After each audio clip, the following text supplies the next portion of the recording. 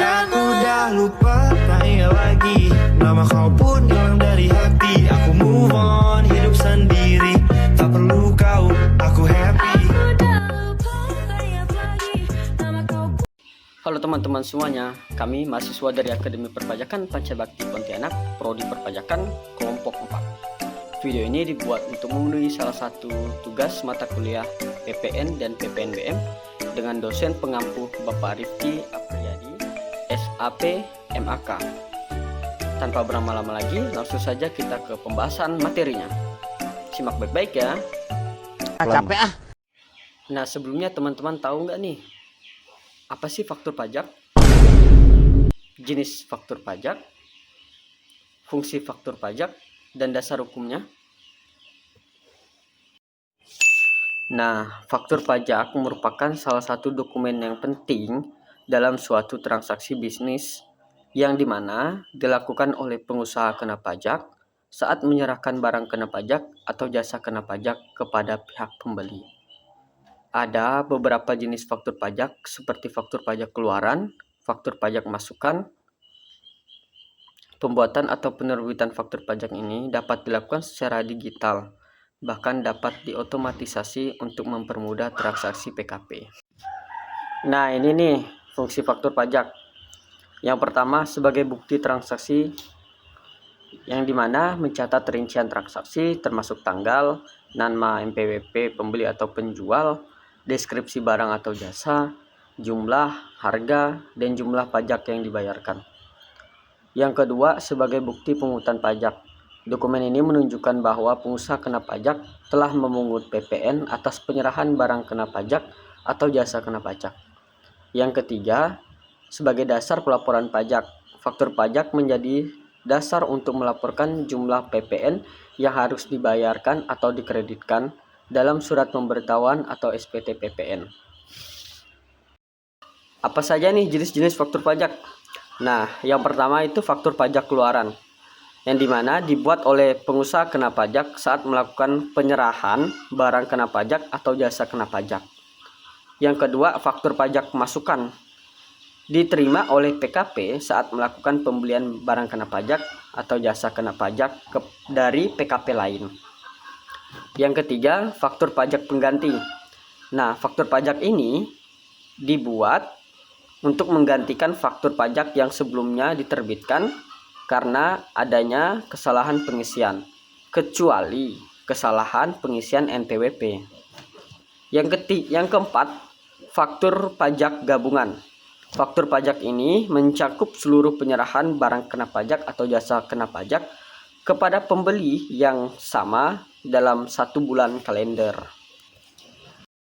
Kemudian dasar hukum faktur pajak, sebagaimana diatur dalam pasal 2 PMK 131 tahun 2024 dan penyerahan barang kena pajak serta jasa kena pajak sebagaimana diatur dalam pasal 3 PMK 131 tahun 2024.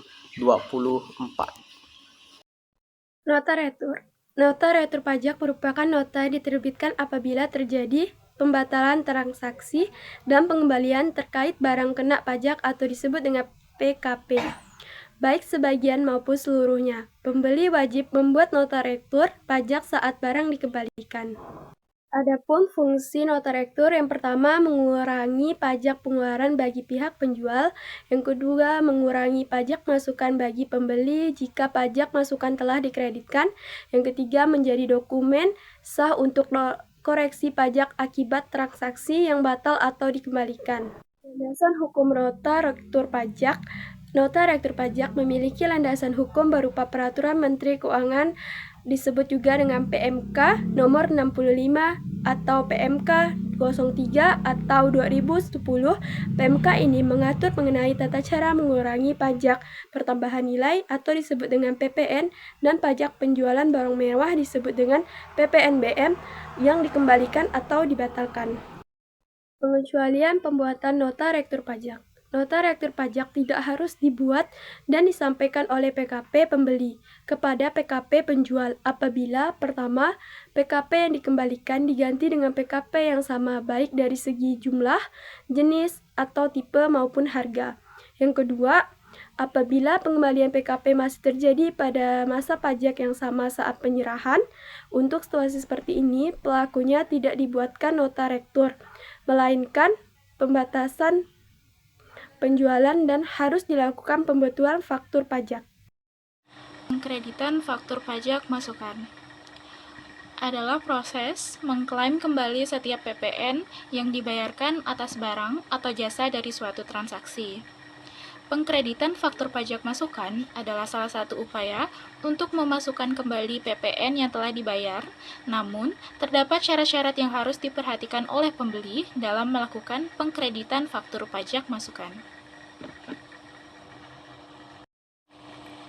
Prinsip pengkreditan pajak masukan. Yang pertama, pajak masukan dalam suatu masa pajak dikreditkan dengan pajak keluaran untuk masa pajak yang sama. Yang kedua, pajak masukan atas perolehan barang modal sebelum berproduksi sehingga belum melakukan penyerahan kena pajak dapat dikreditkan. Dan yang terakhir, pajak masukan dapat dikreditkan sepanjang barang kena pajak atau jasa kena pajak terkait berhubungan langsung dengan kegiatan usaha melakukan penyerahan kena pajak. Batas waktu pengkreditan pajak masukan. Pengkreditan faktur pajak masukan sebagaimana diatur dalam Undang-Undang PPN dan sebagaimana telah diubah terakhir dengan Undang-Undang HPP menyebutkan adanya toleransi keterlambatan yakni 3 bulan setelah berakhirnya masa pajak yang bersangkutan. Hal ini juga diatur dalam Surat Edaran SE 02 PJ tahun 2020 yaitu pengkreditan pajak masukan yang masa pajaknya telah terlampaui dapat dilakukan melalui pembetulan SPT masa PPN yang bersangkutan. Perhitungan kembali pajak masukan.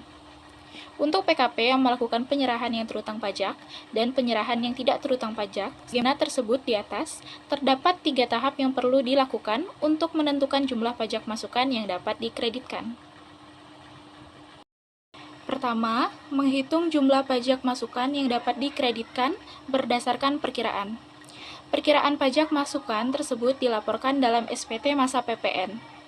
Yang kedua, menghitung kembali jumlah pajak masukan yang dapat dikreditkan berdasarkan realisasi penyerahan dengan pedoman pengkreditan pajak masukan.